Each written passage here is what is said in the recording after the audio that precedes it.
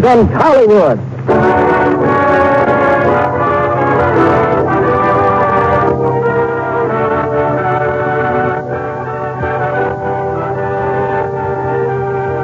The Lux Radio Theater brings you Rita Hayworth and Charles Corbin in This Love of Ours. Ladies and gentlemen, your producer, Mr. William Keighley.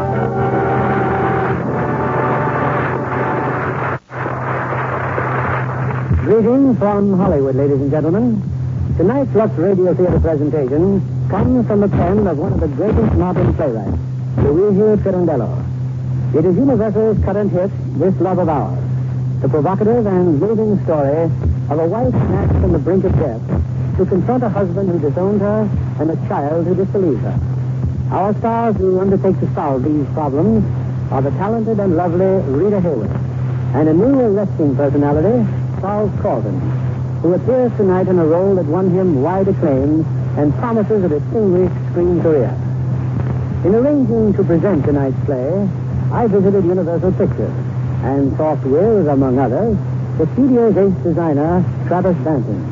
Travis has proved that one doesn't have to be extravagant to be a top-flight gown creator.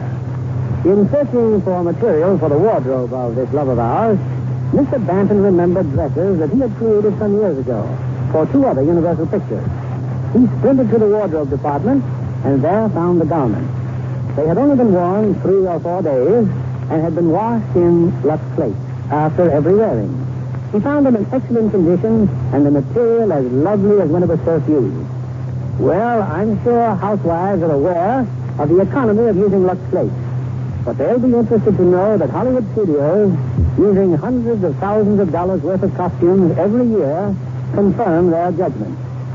It's time for our curtain and the first act of This Love of Ours, starring Rita Hayworth as Karen and Charles Corbin as Michel Cusack, with Hugh England as Suzette and Joe Kearns as Sargel.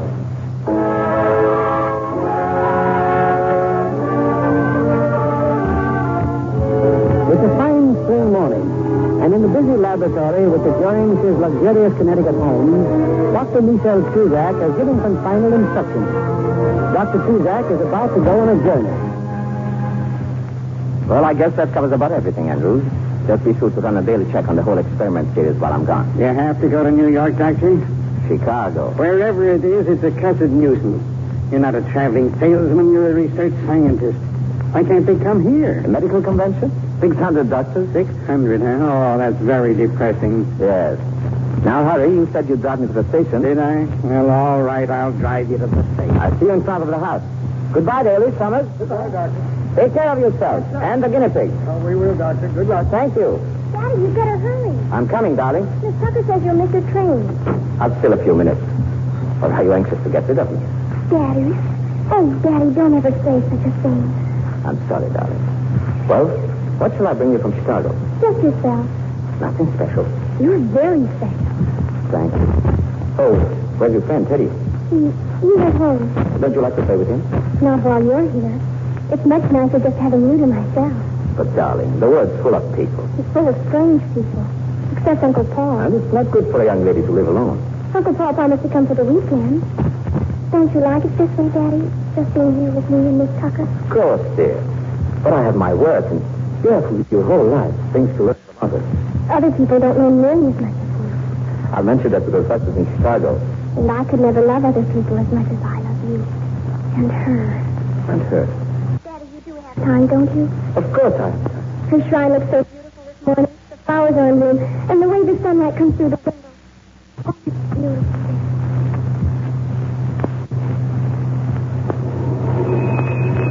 Well, where is he, Miss Tucker? Oh, good morning, Dr. Andrews.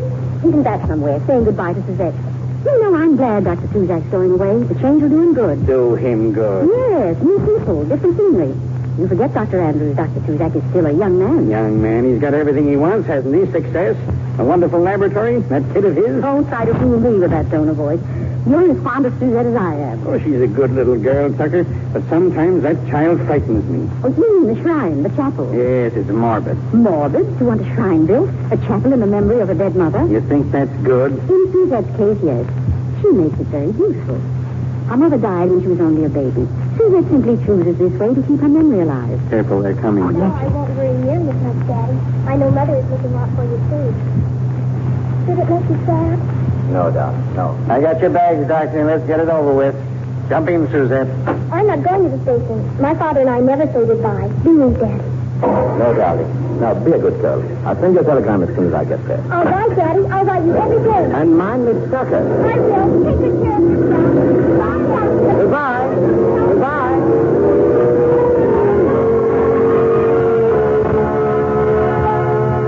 Gentlemen, I really think I want to weigh in. Well, I must admit, Suzette, your theories at the conference this afternoon sounded perfectly plausible. A fine address. Thank you, Dr. Bond. But I think I could punch some holes into them.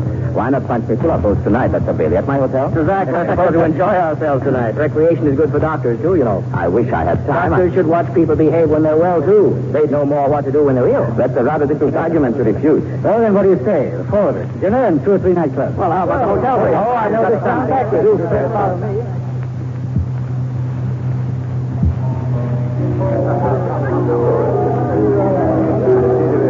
Well, this is your nightclub, Dr. Barnes. Now, where's that wonderful artist you were telling us about? A caricature. Simply amazing. Fellow named Cargill. Ah, there he is. He attracts quite an audience. He's a genius. A dozen strokes of his crayon and he's got you for posterity. If you don't feel right, Let go. Oh, that's the piano? Oh, she's part of Cargill's act. She plays and keeps him in the mood. Or the audience, I don't know which. Well, what are we standing here for? Let's get closer. Let's see how good this fellow really is.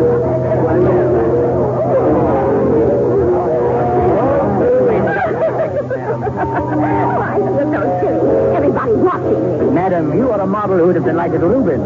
No, not the three-decker sandwich Rubens. The Rubens who liked his beauty in a big way. Now, one more stroke and we're all finished. And here you are. I look as sick as a skeleton. I've never been so humiliated in my life. Get there. Let me off. Anyone else willing to risk humiliation? I'm merely a caricaturist. Well, Dr. Barnes. I told you I'd be back with more victims, Cargill. Oh, Dr. Cusack, Dr. Helmer, Dr. Bailey. A very great honor, gentlemen. Dr. Bailey, would you mind sitting down? Oh, me? Yes, if you don't mind. Well, why not? Go ahead. Do your darndest. Thank you. You too, gentlemen. Sit down. Something wrong, Florence? Excuse me, Joseph. I'll be back later. Your pianist. Who is she? Her name is Florence, Dr. Cusack. You're certain she'll be back? Yes, quite certain. Oh, don't ask so many questions, Cusack. Don't you see Cargill is busy? Michelle, what's wrong? Oh, nothing. Nothing. This will only take a moment, Dr. Bailey. You know, when I was a boy, all good doctors had beards. It was practically a professional badge. In fact, a doctor without one was regarded with some suspicion. Nowadays, this tradition... No, don't move, please. It seems to have vanished like all the other fine traditions of my youth. But I'm glad, sir, that you've given me the opportunity to render you immortal, even if evanescence left. So with a humble prayer of my crayon, ladies and gentlemen, Dr. Bailey. Well, I'll be blessed. Why, it's wonderful. Thank you. Hang it in your office, Bailey, to brighten delinquent patients. Cargill, won't you join us? Thank you. I'd be happy to. Ladies and gentlemen, a short intermission. Very good. Very good.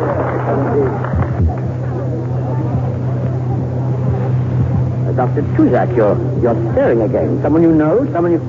Oh, Florence. Over here, Florence. Good evening, gentlemen. Won't you sit down? Thank you. Gentlemen, this is Florence. How do you do? Florence? Don't you like the name? Oh, you're the famous Dr. Cusack. I saw your picture in the paper. You didn't see our pictures in the newspaper? Well, I'm afraid there was only one that really impressed me. Forgive me, gentlemen, but my disposition tonight could be very much better. Yes, the way you deserted your piano, my dear. But my disposition is no reason why I shouldn't drink to your health, gentlemen. Or should I say that to Doctor? Dr. Cusack, Yes? you've been diagnosing me. Are your findings complete? The way you've been staring at me, I don't know whether to be flattered or frightened. I've been very clumsy. I want to talk to you alone. Oh, we want to be in on this conversation together. You can reach me at the Drake Hotel. What? Really? Is your family with you? No. My daughter is going to school. And your wife? I have no wife. Please, call me at the hotel. I still say this consultation is not being conducted along ethical lines. Perhaps it's my fault. Joseph, have you a $5 bill? $5? Why, yes, here. Thank you. Dear Dr. Cusack, I believe that's the customary fee. Thank you very much. You've been very enlightening. Good night, gentlemen.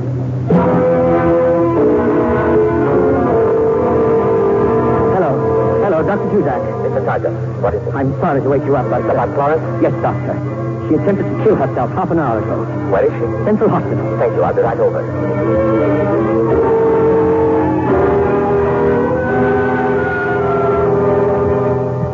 Wheel the patient to her room, nurse. I'll be there in a few minutes. She'll be coming out of the anesthesia soon. Yes, Doctor. Thank you for your help, Dr. Barnes. Well, we operated and she's still alive.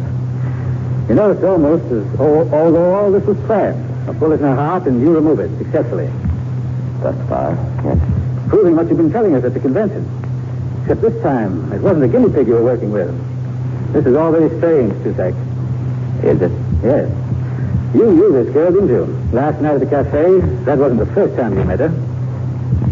No. All right, you don't want to talk. It's unfortunate we haven't the case history. She's always had a very strong constitution. You saw only the X-ray plates and the fluoroscopy. How do you know that? Because she's my wife. Your wife? Yes, Dr. Barnes. Excuse me, I'd better go to the room. Dr. Cusack, I've been waiting for her in the corridor. Tell me, please. Her chances are good if she wants to live. Oh, thank you. Wait. Why did she do this? You don't know? Well, let me know if I can do anything for her. I'll let you know. Goodbye, Doctor. She's regaining consciousness, Doctor. I'll check the respiration. She's opening her eyes. Cry. You. Why did you? Why did you? I wanted to die. I wanted to die. I'll stay with her now. Yes, Doctor. What's this? Oh, just a bag with her belongings. Mr. Targell. There's a book here. It's a diary. I thought perhaps it might throw some light on why she shot herself. The policeman. There's no need to mention anything about it to the police. You may go. Yes, sir.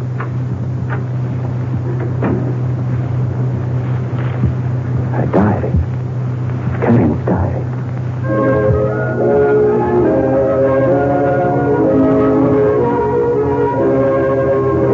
September 12th, 1933. I'm in Paris at last. The new review opened tonight, and they liked me. The show is a hit. Georgie and I received 3 press cards.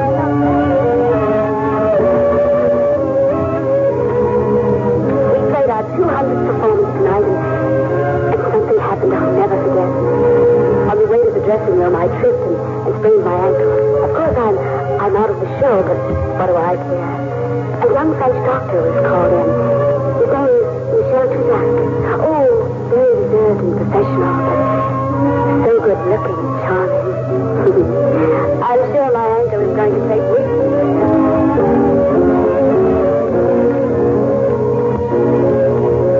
November 11th, 1934. Tomorrow, just 14 months after our meeting, Michelle and I are going to be married.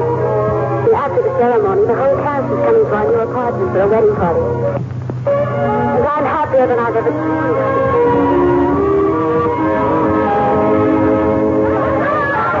Goodbye. All I can say, it's time you left. Oh, darling, I thought they'd never go. Oh, but I like your friends, dear. Georgie, too? What about Georgie? Oh, darling, you are jealous, aren't you? I'm in no mood to be serious. But you are. Well, this much I will say. The prospect of your never seeing him again affords me considerable relief. Affords you considerable relief. Oh, darling, I love the words you use. I learned English from a very pedantic teacher. And what about the others? Bruce and Johnny Carter and Mark? Will you miss them, darling? Michelle. I can't help but be jealous, darling. But you promised me.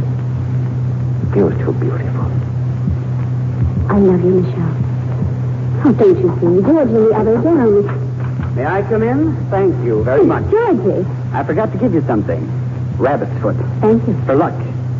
Can't get it through my head. No, I can't. Look at her, Michelle. Yes? She's a very superior person. No one knows that better than I. That's where you're wrong. I know it. Oh, Georgie, please. Now, let me finish. You see, I don't approve of this marriage at all. Well, I thought you wished me luck. You, the wife of a member of the Paris hospital. You know what you've said goodbye to? From now on, it'll be tea parties, not champagne. Your whole life is dull and colorless as a cup of weak tea. Get out. In a moment. Or do I upset you, too, Michelle? You may be telling her the truth, you know. I've tried to warn Karin, too, but she wouldn't listen. How could she? You don't even speak her language. Oh, George. What about clothes, Karen? You've always loved beautiful, expensive clothes. Would you like nice, conservative dresses, neck up to here, shoes with low heels? And, don't forget to play up to the president's wife. She really runs the hospital, you know. Laugh at her jokes, admire her hats, listen to her service. You don't know a lot about it. Don't I? But I never thought I'd see you as one of them. Oh, Michelle, I'm waiting. Knock me down and throw me out. You're drunk. Yes. Well, goodbye, my pet. Going to miss you. Oh, darling, please. He didn't mean what he said. That's just Georgie. You've known him for a long time. Oh, we've done 4 shows together. Karin, tell me. Michelle, he's never been anything to me but a dancing partner. None of them have been anything to me. Oh, darling, I do so want to be a good wife to you. You will, Karin. Because you love me. If you only knew how much, darling. If you only knew.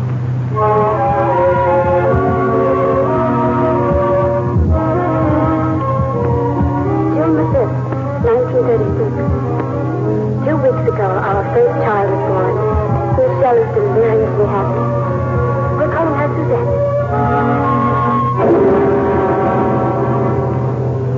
The 21st, 1940. Yesterday, Michelle's aunt died. He will inherit a great deal of money. At last, he has the chance to become a research scientist he has always longed to be. Soon, Suzette will be 4 years old. It's almost incredible. How happy we could be if it were not for these spells of jealousy that sweep over Michelle. They're like a sickness. Nothing I say or do seems convincing of the absurdity I was imagining. Oh, I wonder if they will always vanish if they have to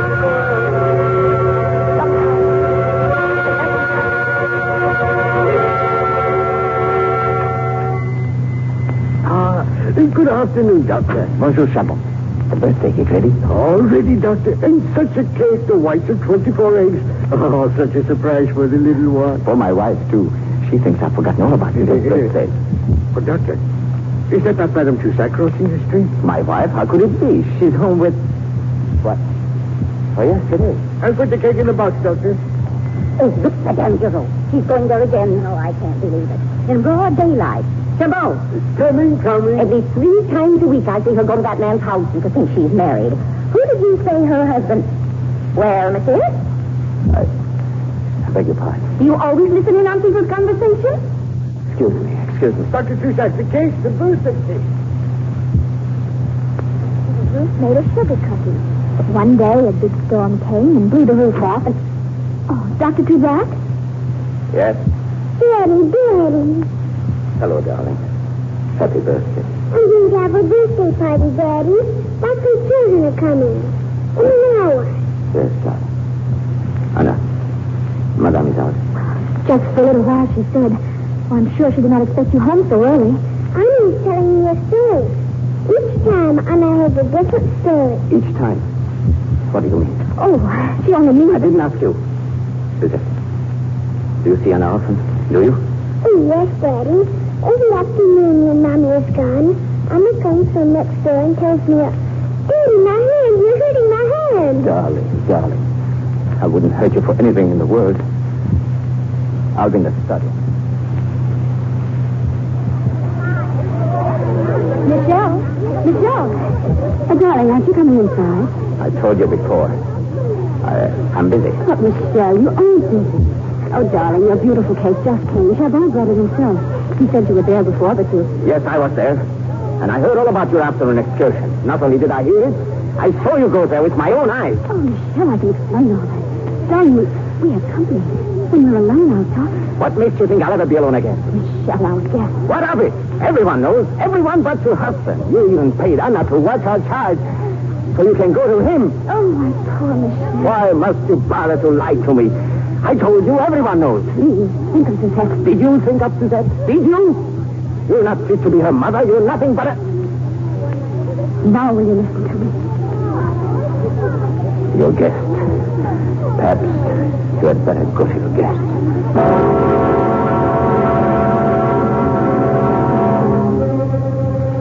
That night, when, I don't know, Michelle left our home forever. He did not go alone. I'm taking Suzette with me in the hope she will soon forget you. Take what you wish and never try to see us again.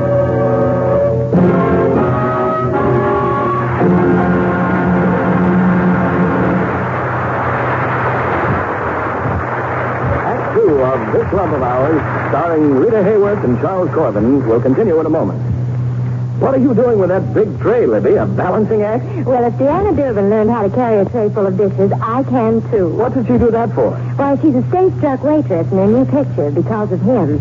She wanted to do the job right, so she learned the art from a waitress in the Universal Commissary. You know, Libby, washing dishes can be just as much an art as carrying them. And it's an art to keep hands lovely in spite of dishwashing. But easy with Lux, because Lux is so kind to hands. They can stay lovely as a leading lady. You know, in Deanna's new picture, because of him, Charles Lawton gets her a part as a leading lady in a play. Well, whether a girl is an actress or a leading lady at home, she needn't have dishpan hands. In fact, she can get rid of them by changing from strong soaps to Lux for dishes. Lots of women prove that by actual tests. And another thing, Lux is thrifty.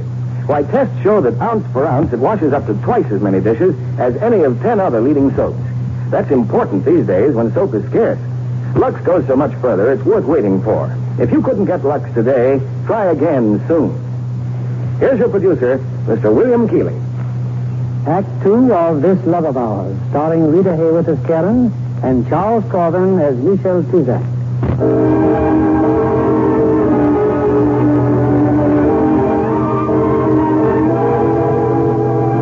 More than an hour has passed since Michel Tuzak closed the pages of Karen's diary.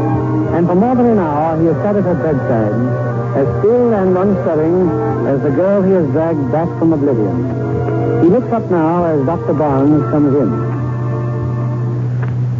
How is she? Resting comfortably, I think. You wouldn't care to tell me anything more about her? Not now, please. But if she's your wife, surely... When she's out of danger, is there some place we could move her, a private sanitarium, somewhere in the country? There's Rossmore Sanitarium in Wisconsin. It's a very fine place to recuperate. Thank you. Let me know when you're ready, and I'll make the arrangements.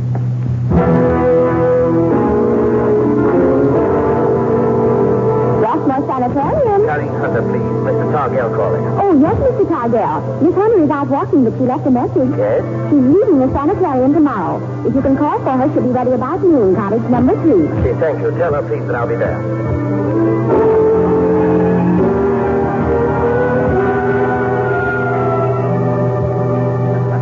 I can't get over it, Carrie. How wonderful you look. It must be the air up here. Well, I've had enough of it. I simply can't wait to get away. Can I put these bags in my car? Mm-hmm, please. I'll be with you in a minute. Well, take your time. Targell. Good morning, Doctor. May I congratulate you on your patient's very evident recovery? Oh, I'm taking her back to Chicago. I see. You know she's my wife? Yes. I assume she's made up her mind about what she wants to do. And as far as I'm concerned, it's entirely her own business. Where is Carrie? In the cottage. But I'm afraid you'll be wasting your time. I suppose I should have told you I intended leaving today. You might have mentioned it. Carrie, I must talk to you. Is your conscience troubling you, Michelle? It isn't. You owe me nothing. There are many steps I want to talk to you about. I wanted to wait until you were quite well again. Carrie, for years, I tried everywhere to find you. What do you want me to do? Feel sorry? Stop worrying about me. I'm going to Targell. I know what I have to face. I've lived from day to day for a number of years now. You're coming back with me. Sorry it's too late. It's not for my sake. It's for Suzette. Suzette? Ever since I saw you in Chicago, I've been waiting for you to mention her name. I think to myself now you'll tell me about Suzette. Don't you want me to speak of her? Oh, of course I do. How is she? Does she ever ask about me? That first day I took her away, she wanted to know where you were. got ill, that you were going away too. I told her you would never come back. She started to cry. She said, then you must be dead. I let her believe that. I let her believe you were dead. Oh, how could you? How could you? At the time, it seemed best.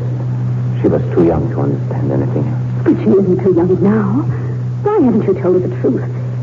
If you couldn't make me live for Suzette, why did you bring me back to life at all? Michelle, I will go back with you. And I'll do my utmost to take her away from you. And then you will know what it means to be alone. Do you still want to take me? Yes. Joseph? Yes? Joseph, I brought you here for nothing. I'm going back with him. Well, I suppose you know what you're doing. I want my child. It won't work, my dear. It won't work.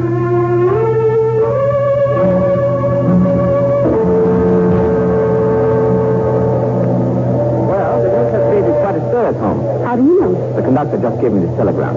It's from the housekeeper, Miss Tucker. They're all delighted. And Suzette? She didn't mention anyone in particular. You have quite a staff. What's with the house, the laboratory? You've come a long way since Paris.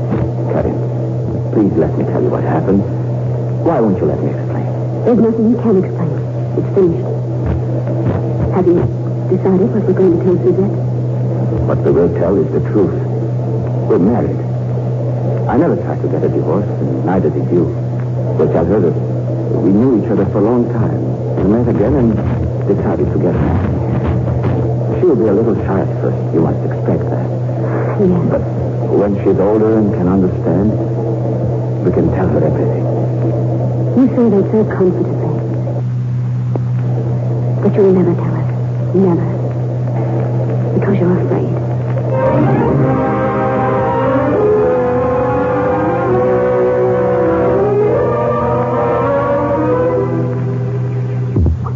Welcome home, Doctor. And Mrs. Suzette. Oh, I was never more surprised and delighted in my life. Thank you, Miss Tucker. Well, shall we go inside first or walk over to the laboratory? Isn't Suzette home? She's just in the garden. Suzette? Suzette. There she comes. Daddy, Daddy. Hello, darling. Suzette. Oh, she's so grown up. She's such a sweet child, Mrs. Suzette. Look at the flowers, Daddy. I brought them for you. Oh, very nice. But you should give them to someone who wants to meet you very much. Oh, here. Hello, Suzette. How do you do? Oh, you'll have to say more than that, or Karim will think I've brought you up very badly. I'm sorry. I'm very glad you're here. I hope you'll be very happy. Oh, Daddy, Daddy. Suzette, come back. Suzette. So here you are, young lady. I'm unpacking Daddy's clothes. You've been acting like a little baby. Well, there's nothing unnatural about your father getting married again. She seems like a very nice person. Please, Tucker, don't scold me. All right. I won't scold you. He looked at me as if he's afraid. And the way he looked at her.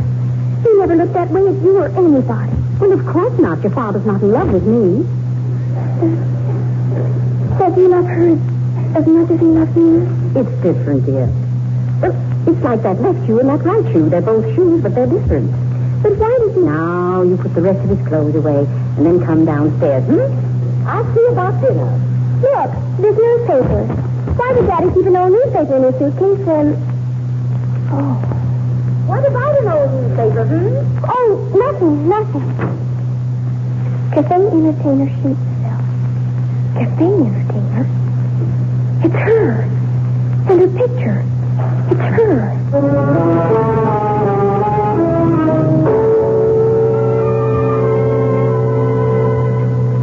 No dessert for you, Suzette? No, thank you, Mrs. Daddy, what do I call your wife? Quiet. I don't know. You're too young to call her Karen, and stepmother is a little awkward. Suppose you just call her mother, if she doesn't mind. I won't call her mother. I couldn't. Well, why don't you both call me Karen? Perhaps that won't be too bad. Karen would do very well. You wanted me to call her mother. Mrs. Suzak is too young to be called mother by a grown-up girl like you. I'm not grown up, and she's not my mother, and she doesn't belong here. She can't take my mother's place, even if you did marry her. Go to your room at once. Oh, please. Suzette. All right, I'll go. If you don't mind, Doctor, I'd better go with her. I'm sorry, Carrie. She hates me so much. She hates me so much.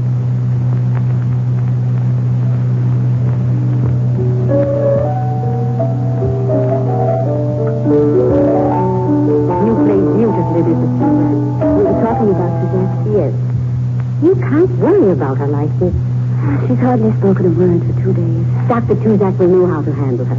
He's tucking her in bed now. I can tuck her in bed, yes. But it appears that's all I can do with her.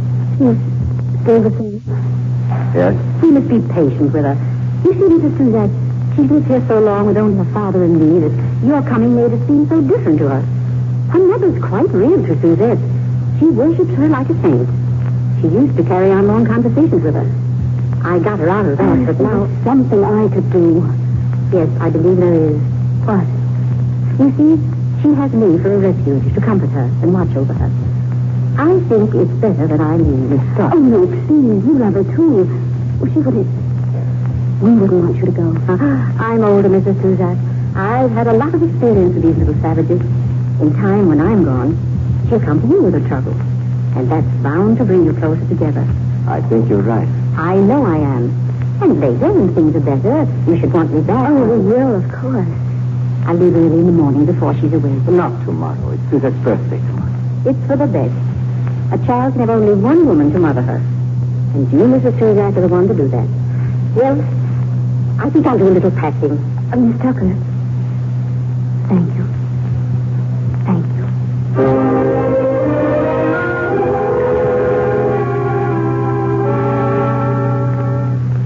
Good morning, Suzette. Happy birthday. Breakfast is all ready. Where's my father? In the laboratory. He and Dr. Andrews are very busy. You see, they want to take the afternoon off for your party. Did you tell Miss Tucker to go away? No, darling, I didn't. Then you made her go, not my father. No one made her go, dear. She didn't go because she wanted to. Why did she leave without even saying goodbye? Well, perhaps she thought it was best that way. Come here, dear. Let me help you with your hair.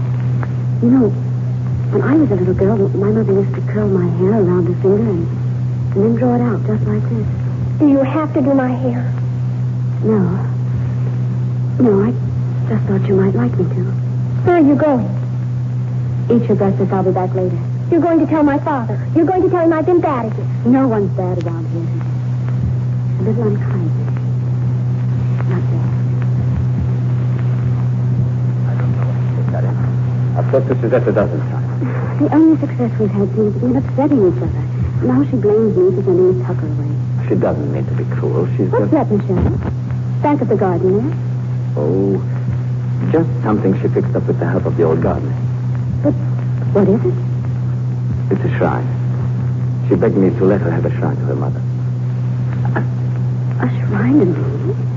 I didn't prove, but I thought anything that would make her happy. Well, it's a little ironic, isn't it, to look at one's own shrine? To be canonized in a child's life? For what? For years of waiting and longing and dreaming about a child who won't even stay in the same room with me. It's almost funny, isn't it? You wouldn't understand. You've never been immortalized in stained glass, have you? Have you?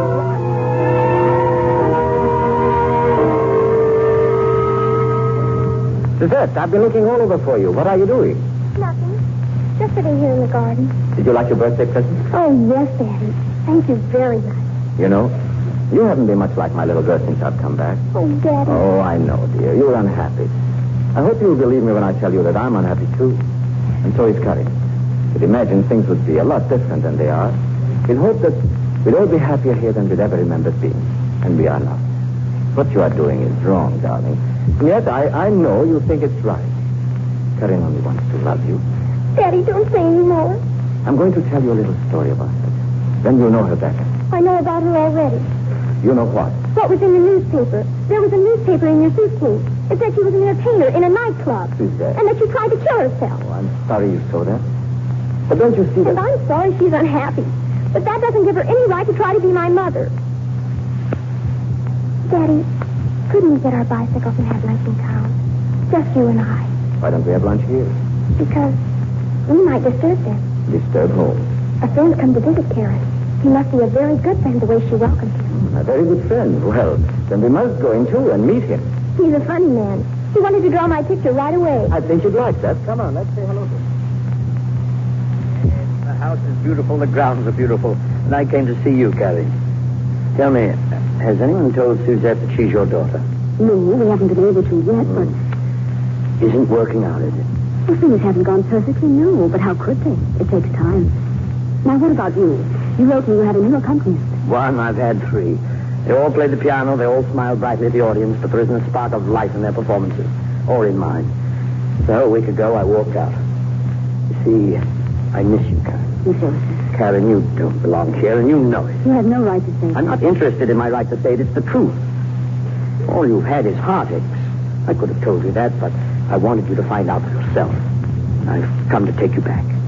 Oh, I just don't know. I don't know what I should do. Hello, Targo. Oh, hello, Doctor. Well, how about you, young lady? May I draw your picture now? Yes, if you'd like. Oh, I would. Now, if you'll just sit still for one moment, there's my paper and pencil. Now, this really needs a Gainsborough. But since I'm not a Gainsborough, I'm not going to even try to capture the zest of youth, the fire and dignity of those young eyes, nor the beauty of that brow, not even that saucy little chin. No, Suzette, I'm not going to make you beautiful at all. I'm going to make you funny. Funny? Yes, my dear. Because one day you realize that life is funny and people are funnier. Now, one more line, and we'll finish.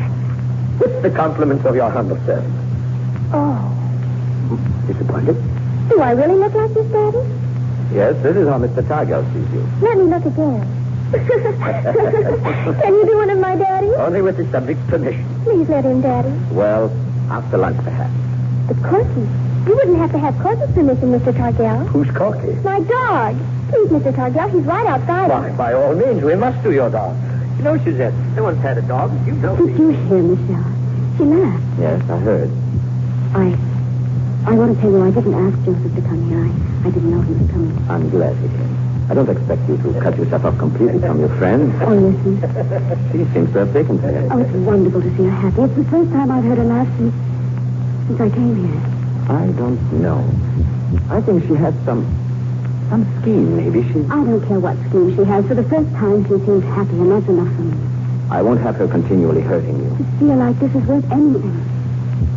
Michelle, Joseph wants me to go back to Chicago. I've made up my mind.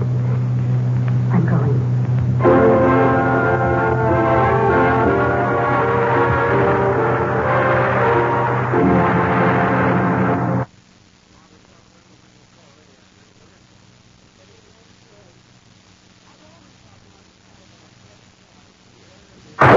For station identification, this is CBS, the Columbia Broadcasting System. WABC, New York. Here's a news bulletin. A Labor Department spokesman says the federal government will probably seize New York tugboats sometime tomorrow. This bulletin has come to you from CBS News.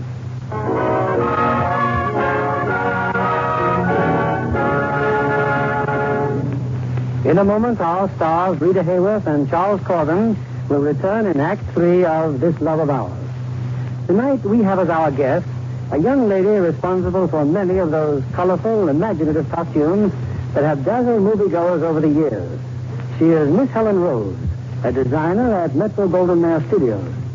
I've noticed, Helen, that you specialize in musical productions. Yes. Any kind of clothes designing fascinates me. But in musicals, you have more chance to use imagination and originality. And you use plenty of it in the Harvey Girls. I'm sure those waitresses of the 90s would have loved the costumes you created for the picture. They might have had more trouble than I did keeping them fresh. How's that? They didn't have luck. I did. I was hoping you'd say that. Of course, Judy Garland and John Hodiak do a fine piece of acting. But those wonderful girls' costumes, they're remembered by everyone I know who has seen the picture. I don't suppose most people realize what a problem it is keeping costumes looking fresh. When you're shooting in Technicolor, everything has to be perfect. The Harvey Girls were famous for being immaculate, So we wash those uniforms after every shooting. Mr. Kennedy will be interested in that, I'm sure. I imagine that Lux Flakes helped you out, Miss Rose. Indeed, they did, Mr. Kennedy. We had to play safe with colors and delicate lingerie fabrics. So we used Lux for everything washable that was worn in the picture. The finished picture certainly proves what a wise choice that was. Those costumes looked lovely every minute on the screen. Thank you. I was really proud of them, too. Thank you, Miss Rose. Lots of women take pride in keeping their own lingerie lovely the Lux way.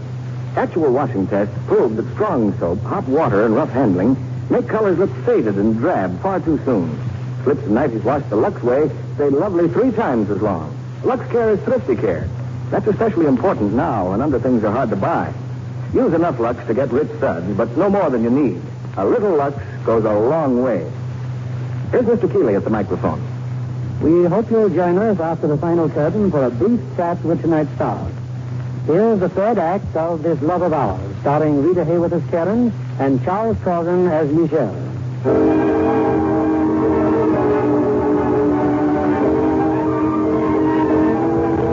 A few hours have passed, and in the Tuzak home, a score of shouting children celebrate Suzette's birthday. Quite unaware that Suzette herself has slipped quietly away and is now walking aimlessly outside the house, apparently waiting for someone.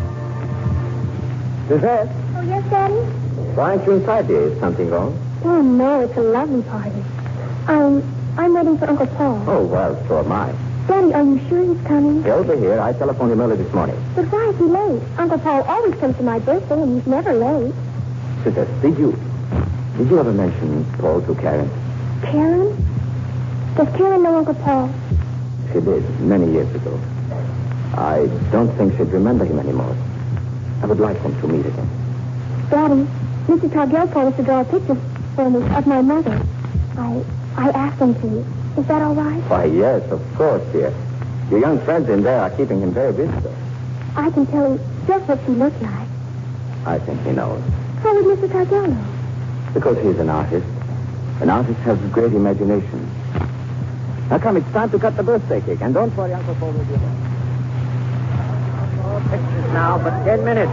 Now, listen, you Indians. There's the birthday cake. You don't want to miss that, do you? Joseph, I certainly let myself in for something, didn't I? when are you leaving? Oh, as soon as this is over. Have you made up your mind, Karen? Yes, if your offer still holds. I told Michael Michelle I'm going with him, And he's going to lecture? but there's not much I could do about it, is there? No, my dear. Not much.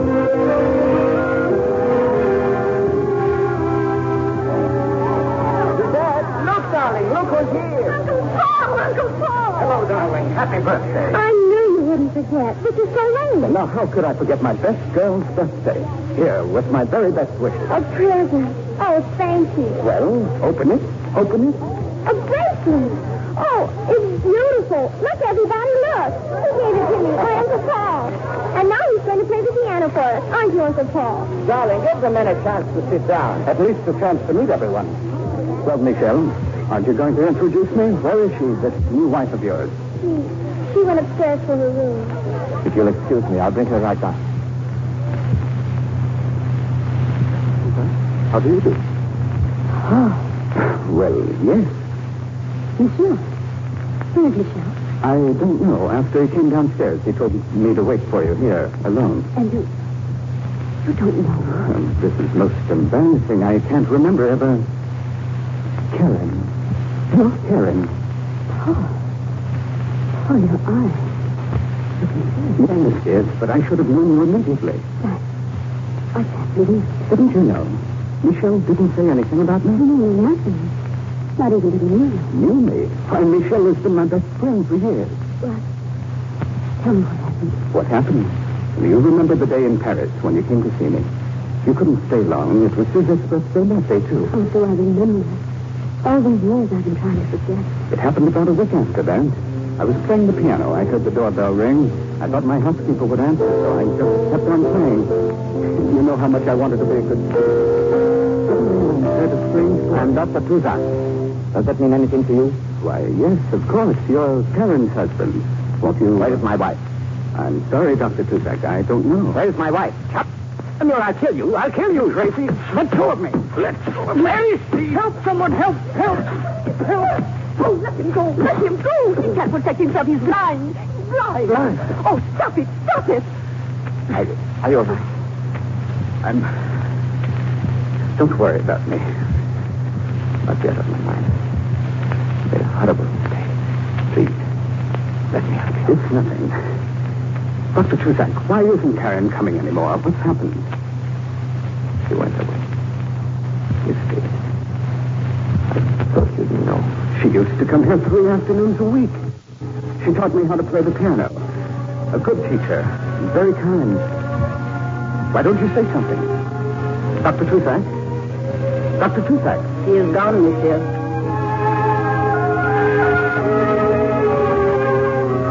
For years he kept looking for you, Karen.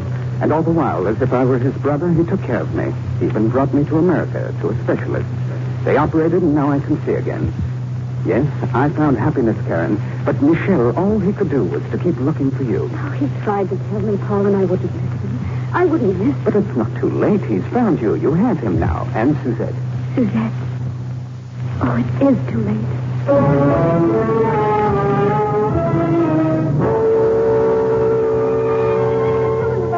Mr. Tardell, you haven't forgotten. Forgotten? You said when they left, you'd draw a picture for me of my mother. No, I haven't forgotten. Here's your crayon and your big pad. Well, go ahead. Now, what was she like? Tell me. Daddy, Telling me. my mother was very beautiful, wasn't she, Daddy? And there wasn't another lady like her in the whole world. My daddy's told me that 1,000 times. This is not helping, Mr. Tardell, dear. It may be. Please go on, Suzette. Her hair was curly like mine, wasn't it? Yes? And her eyes was dark and large, and she smiled whenever she looked at me. My father told me everything about her. And he told me over and over again that he'd never marry anyone else, because he couldn't love anyone else like he loved my mother. And did he tell you about Karen when you were a little baby? Karen. And the chestnut trees. The funny old baker around the corner. Oh, Daddy, you didn't tell her all about Mother, too. You didn't, did you? No, I didn't. You have to be quiet, Suzette, if I'm to finish your mother's picture. I don't want it now. It's spoiled. She spoiled it. She spoils everything. I'm going away, Suzette. Why did you come here? Daddy and I were so happy before you came. Karen, you can't go. Paul has told me. Then you know, and you must stay. No, Michelle, no. It just won't work. Daddy, you mustn't kiss her. You mustn't. Let her go. Joseph was the first to tell me it wouldn't work. There have been times before, Karen, when I've been wrong. But not this time. Yes, Michelle, now I know. I know that you have loved me. That you did try to find me. That you... Oh, darling, why didn't we find each other sooner? Karen, please. No. Don't say anything. I'm not unhappy. There's just one thing I want you to know. I did love you. I'll always love you. Michelle, Karen, Suzette's leaving. She says she's going to Miss Tucker if I don't take her with me. Now, you'd better do something about it and do it quick. Tell her the truth and tell her now. You think we haven't done everything? How would you do it? I'm going to do what you should have done a long time ago. Go out in the garden and tear down that fake memorial. Suzette. What? Come here. I'll come, Daddy, but I'm going away. And if Uncle Paul won't take me, I'll go myself. I'll run away. There'll be no need for that, dear. I told you I was leaving, and I am. Would you mind if I put my arms around you just once before I go? No. You see, I used to have a little girl of my own a long time ago, and I lost her. You mustn't blame me altogether for having wanted you to love me just as I would have wanted her to love me. Where is she now? Not far away, she's quite close to me now. Try not to hate me when you think of me. Even though you couldn't love me as I love you. There. You finished the picture of my mother? Yes, my dear. Here. Thank you. But it's her. It's Karen. Karen is my... Yes. Daddy, where is she? Karen, she's going away. Yes, darling. I'm ready, Joseph. Please, I want to talk to you. Daddy, stop her. Only you can do that, Suzette. But you knew all the time and you wouldn't tell me. Some things, little one, cannot be told with words. Some things only the heart can know. But I do know. I do know now. Mother. Oh, my darling. My mother.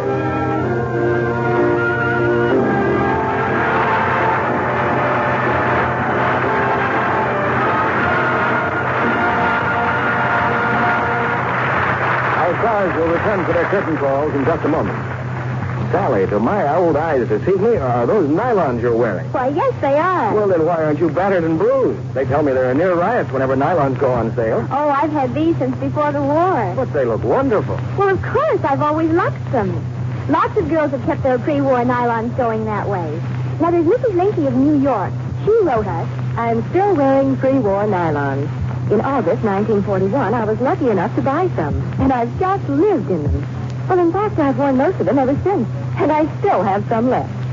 Now, some people say that I'm just plain lucky, but I say no, I've always used Lux. And I do give a lot of credit to Lux. My nylons are Luxed after every wearing in lukewarm studs. Believe me, when I get new nylons, I'll use Lux, too. It certainly helps to keep runs away. Facts back up Mrs. Linky's story, Sally. A famous laboratory made a series of strain tests on rayon, silk, and lisle stockings.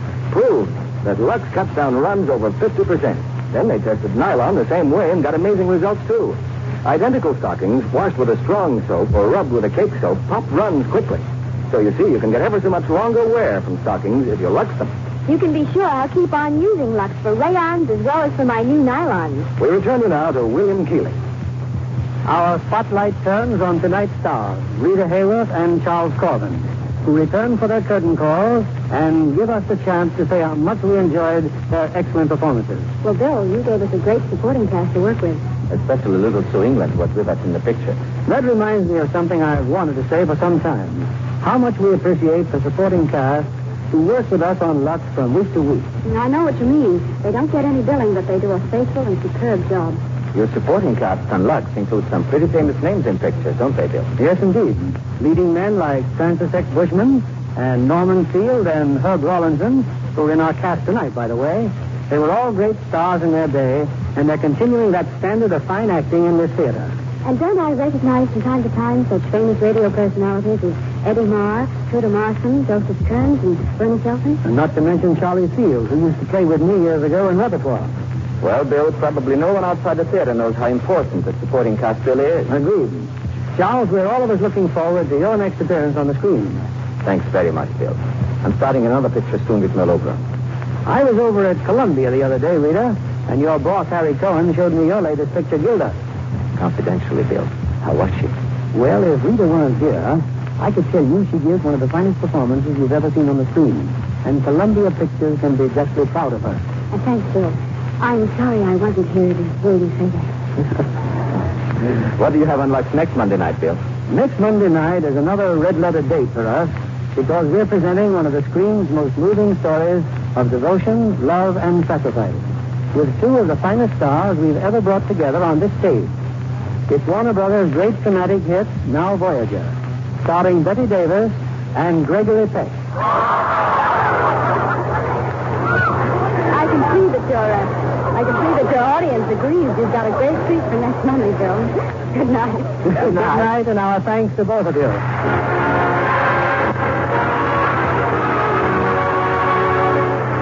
Our sponsors, the makers of Lux Flakes, join me in inviting you to be with us again next Monday evening when the Lux Radio Theater brings you Betty Davis and Gregory Peck in Now Voyager.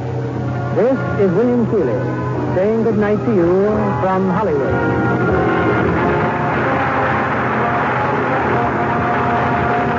Perhaps you can't get Lux Flakes every time you ask. That's because there's still a shortage of fats and oils, especially the fine oils needed for fine soap. Your government asks you to keep right on saving every drop of used fat in your kitchen. This releases oils for soap. Help put more soap on your grocery shelf by saving used fats regularly and turning them into your dealer promptly. He'll give you 4 cents for every pound. In a final report issued by the War Activities Committee, motion pictures, along with radio and the press, were given full credit for their share in Allied victory and final peace. The report says, in part, a well-informed public aided in our ultimate victory, and the screen, the press, and the radio proved themselves vital mediums of public service during the wartime years. Our music was directed by Louis Silvers. And this is your announcer, John Milton Kennedy, reminding you to tune in again next Monday night to hear Now Voyager with Betty Davis and Gregory Peck.